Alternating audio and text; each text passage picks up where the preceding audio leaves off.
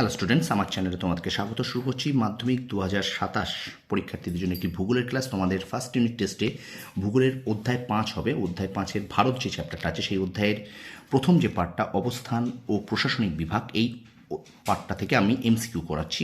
ঠিক আছে, তো এর আগে কিন্তু আমরা 25টি এমসিকিউ করেছি। তো আজকে বাকি 25টি আরও 25টি এমসিকিউ করবো।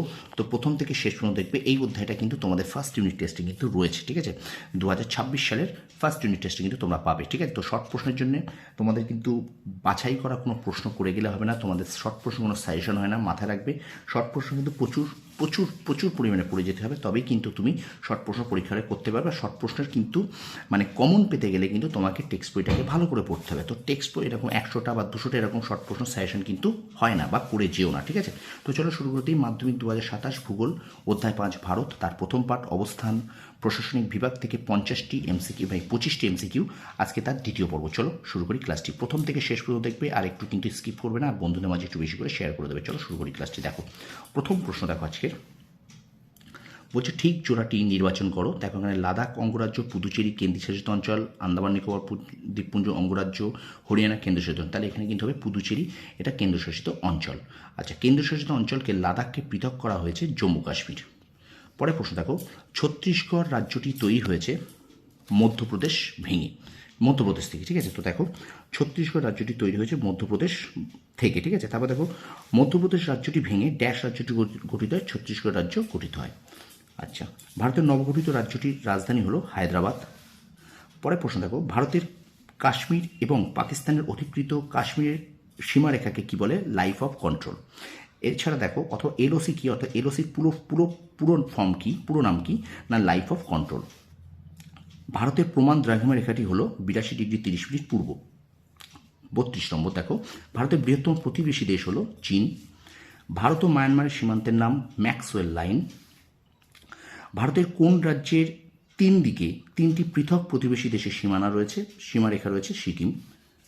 পরে প্রশ্ন দেখো, অরুণাচল প্রদেশ রাজ্যটি গঠিত হয় 1987 সালে। তোমাদের কিন্তু এই কোন রাজ্যটা কত সালে গঠিত এই চ্যাপ্টার থেকে কিন্তু ভীষণ ভীষণ গুরুত্বপূর্ণ। ঠিক আছে, তারপরে দেখো, সিঙ্গলীলা পর্বত ভারতকে পৃথক করেছে নেপাল থেকে।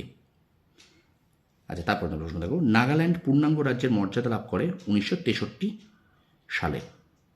ভারতের নবীনতম কেন্দ্রশাসিত অঞ্চল কাশ্মীর, আর ভারতের নবীনতম কেন্দ্রশাসিত অঞ্চলটি হলো, এটা কিন্তু লাদাখ।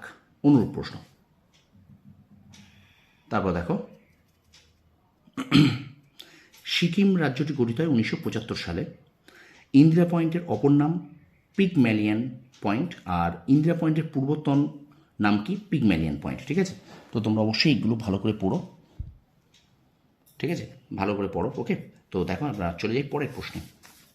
একটু শেয়ার করো বন্ধুদের মাঝে। দেখো পরের প্রশ্ন দেখো, লাইন অফ অ্যাকচুয়াল কন্ট্রোল দ্বারা ভারতের সঙ্গে যুক্ত হলো ভারত চীন অধিকৃত কাশ্মীর। আচ্ছা, ভারত ও শ্রীলঙ্কার মাঝখানে কোন উপসাগর অবস্থিত? মান্নান উপসাগর। আচ্ছা, এলাহাবাদের বর্তমান নাম প্রয়াগরাজ। পরের প্রশ্ন দেখো, ভারতের পূর্ব দিকের শেষ সীমা যে রাজ্যটি অবস্থিত তা হলো অরুণাচল প্রদেশ। পরের প্রশ্ন, ম্যাকমোহন লাইনটি দেখা যায় কোন রাজ্যে? অরুণাচল প্রদেশ। পরের প্রশ্ন, পার্লামেন্ট আইনের মাধ্যমে ভারত বাংলাদেশের মধ্যে ছিটমহল বিনিময় হয় 2015 সালের 7 মে। পরের প্রশ্ন দেখো, ভারতের দক্ষিণতম প্রান্তের অক্ষাংশ 6°45' উত্তর। আয়তন অনুসারে ভারতের ক্ষুদ্রতম কেন্দ্রশাসিত অঞ্চল হলো লাদাখ। ভারতের পশ্চিমতম দ্রাঘিমা হলো 68°07' পূর্ব। এবং আজকের শেষ প্রশ্ন দেখো, প্রদত্ত যে রাজ্যটির মধ্য দিয়ে কর্কটক্রান্তি রেখা বিস্তৃত নেই সেটি হলো বিহার। ঠিক আছে, তো এই 25টি এমসিকিউ আজকে দ্বিতীয় পর্ব তো এখানে শেষ করলাম। তো প্রত্যেকটা প্রশ্ন কিন্তু তোমাদের ভীষণ ইম্পর্টেন্ট। বারবার বলছি, শর্ট প্রশ্নের কোনো সাজেশন হয় না, শর্ট প্রশ্ন তোমরা সাজেশন করে করতে যাবে না। ঠিক আছে, আর একটা কথা, এই ভিডিওটাকে একটু বেশি করে শেয়ার করে দাও, লাইক করো, কমেন্ট করো, আর আমার চ্যানেল নতুন হলে অবশ্যই চ্যানেলটা সাবস্ক্রাইব করো, পাশ থেকে বেল আইকনটি প্রেস করে রাখো। তোমরা সফল হও, তোমাদের সাফল্য কামনা করি। ধন্যবাদ।